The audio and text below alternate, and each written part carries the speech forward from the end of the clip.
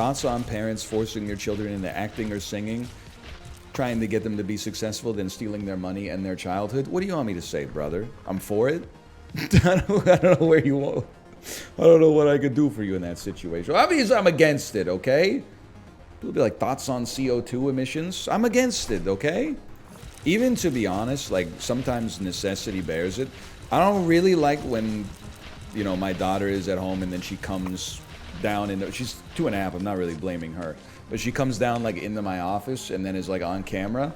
Because I'm like, she's choosing to put herself out there, but she doesn't know that she's choosing to put herself out there. You know what I mean?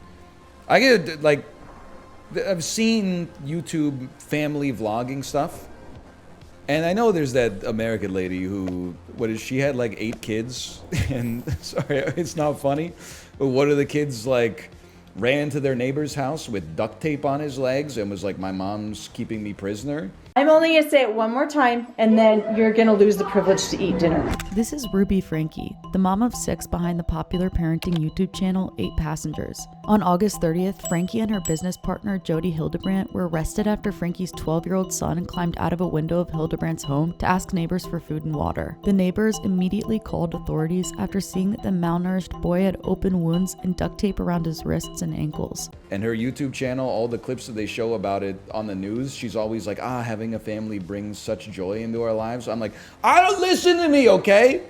I recognize I'm getting on my soapbox here. As a parent myself is probably the most important thing I'll ever do in my life. But whenever I hear like another parent say something like my heart feels so full every time I spend time with my 6 kids, I'm like, you're crazy.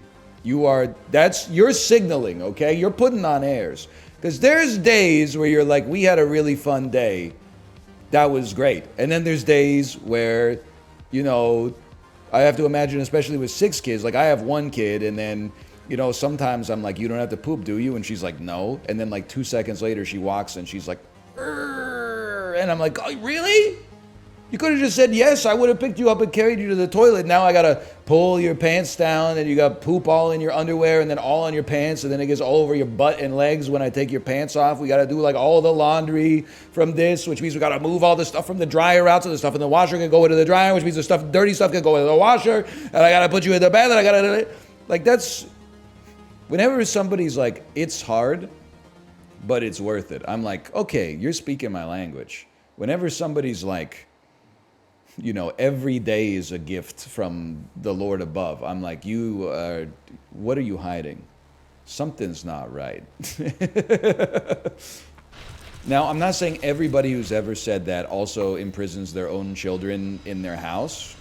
Like that is probably like a one-off or a relatively rare situation, I'm hoping at the very least. I'm just saying I'm a little sus that you're telling the honest to goodness truth when you say that. So anyway, what was the question? Oh, so I don't resonate with like the family vlog stuff.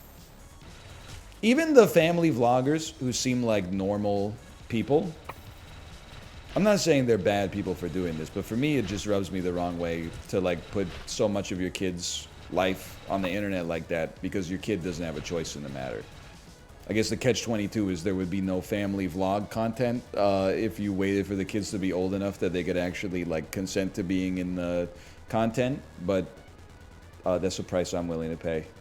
Also, and you know, don't get me wrong, a lot of them got the bag, but I do also feel like there's a weird dynamic when like your cute toddler is paying the bills for your whole family.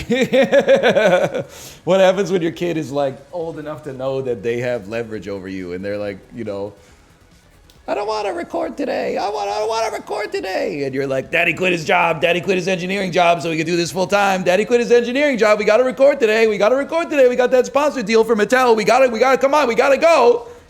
That's why you don't hire 8-year-olds, bro. They're not reliable.